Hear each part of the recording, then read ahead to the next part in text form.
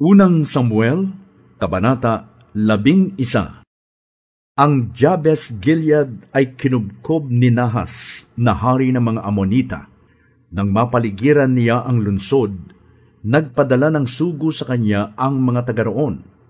Sinabi ng mga sugo, "Kung magkakasundo tayo, pasasakop kami sa inyo." Sumagot si Nahas, "Makikipagkasundo ako sa inyo kung ipadudukit ninyo sa akin ang kanang mata ng bawat isa sa inyo. Sa gayon, mapapahiya ang buong Israel." Sinabi ng mga pinuno ng Jabes, "Bigyan po ninyo kami ng 7 araw para maibalita sa buong Israel ang aming kalagayan. Kung wala pong tutulong sa amin, susuko na kami sa inyo." Umabot sa Gibeya ang mga sugo. Nang marinig ang balita, nag-iyakan ng malakas ang buong bayan. Si Saul ay papauwi noon mula sa bukid, kasama ang kanyang mga baka. Nang makita niyang nag-iiyakan ang mga tao, nagtanong siya, "Ano bang nangyayari? Bakit nag-iiyakan ang mga tao?" At sinabi nila sa kanya ang balita ng mga taga-Jabes. Pagkarinig nito, nilukuban siya ng Espiritu ng Diyos at nagsiklab ang kanyang galit. Kumuha siya ng 2 baka at pinagpira-piraso ang mga iyon. Pagkatapos, ibinigay iyon sa mga sugo at iniutos na ipakita sa buong Israel lakip ang ganitong bilin. Ganito ang gagawin sa mga baka ng sinumang hindi sasama kay Saul at kay Samuel sa pakikidigma. Ang mga Israelita ay nakadama ng matinding takot kay Yahweh, kaya silang lahat ay nagkaisang sumama sa labanan.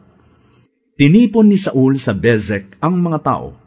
Umabot sa 300,000 ang galing sa Israel at 30,000 naman ang galing sa Huda. Sinabi nila sa mga sugo, "Ito ang sabihin ninyo sa mga taga-Jabes Gilead. Bukas ng tanghali, darating ang magliligtas sa inyo."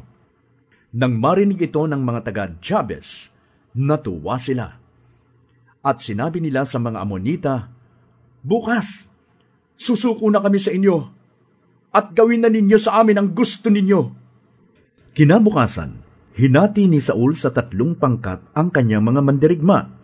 Nang mag-uumaga na, pinasok nila ang kampo ng mga Amonita at pinagpapatay nila ang mga ito bago tumanghali.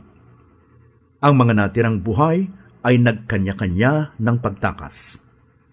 Pagkatapos nito, itinanong ng mga tao kay Samuel, "Nasaan ang mga nagsasabing, hindi si Saul ang dapat maghari sa amin? Dalhin ninyo sila rito at papatayin namin." Ngunit sinabi ni Saul, "Huwag, isa man sa atin walang mamamatay, sapagkat sa araw na ito ay iniligtas ni Yahweh ang buong Israel." At sinabi ni Samuel sa mga tao, "Magpunta tayo sa Gilgal at do'y muli nating ipahayag na hari natin si Saul." Lahat ay sama-samang nagpunta sa Gilgal at kinilala si Saul bilang hari. Pagkatapos, naghandog sila kay Yahweh ng mga haing pangkapayapaan at nagdiwang silang lahat.